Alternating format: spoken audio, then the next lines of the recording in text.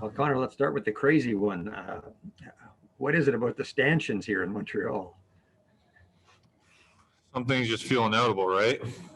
That one wasn't even in the glass. That one was on the boards. And, I've been extra careful, especially here. But sometimes it just is meant to happen. I'll go next to Scott Billick from The Sun. Go ahead, Scott. Hey, Connor, how do you shake off a goal like that, especially if it happens a second time to you in the same season? Like, how do you kind of wrap your head around giving one like that up that's really not your fault at all? I get a little bit angry because I have no control over that kind of a bounce, but I just move on. And, that's kind of the story of this year, those crappy bounces.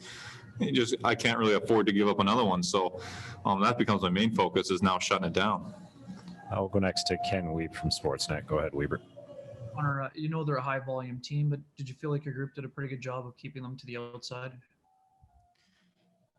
Yeah, I thought it was a good team effort tonight. I was able to see a lot of the pucks, and when I didn't, it was a good block. So everyone, we were in our structure, and we had a good game. Go next to Carter Brooks from Game On. Go ahead, Carter. Hey, Connor.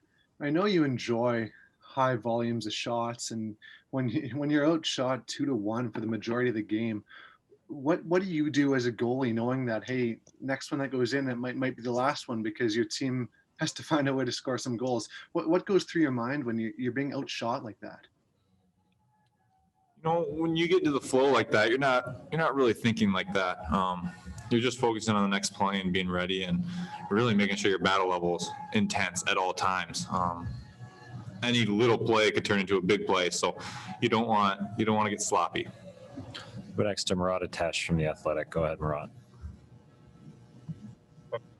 Connor, I wanted to ask you about a unique one, but a unique save. It looked like you got an old school pad stack in on there at one point tonight. I'm wondering if you're even old enough to have grown up idolizing guys who are famous for pad stacks, or what it feels like, if it's still fun for you.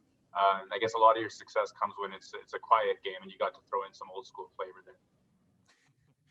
Yeah, I did get to grow up in that era where guys were throwing pad stacks and Dominic Hasek was doing anything he could. But, that's kind of a problem for me when I'm in that kind of a save selection. That means I did something wrong to get there. And the initial play, I think I leaned too far to my right, which put me off balance, and that's why I had the pad stack. So for me, I think it's a flaw, but the battle level is there, and that's all I care about. And final question to Francois Gagnon from RDS. Go ahead, Francois. Yes, thank you. Are you talking about the save on Lehkonen? Because I'm sitting right here, almost above where you were, and I'm still wondering how you were able to make that one. That shot from the slot by Lehkonen that was about 10, at the most 10 feet straight in front of you. Is that two-pad stack that you're talking about, or it's? I think so. I'm not 100% who shot it. It was RPK, their power play, I believe. So maybe. Maybe not, because Lehkonen on the power play, that would not make sense. But anyway, I was just wondering. I'll go on the replays because that was my question. I'm still looking at the ice right now, and I thought at some point it would hit the crossbar, but we didn't hear anything. So. That one. That was a block from a D-man in front. Okay, never went to you?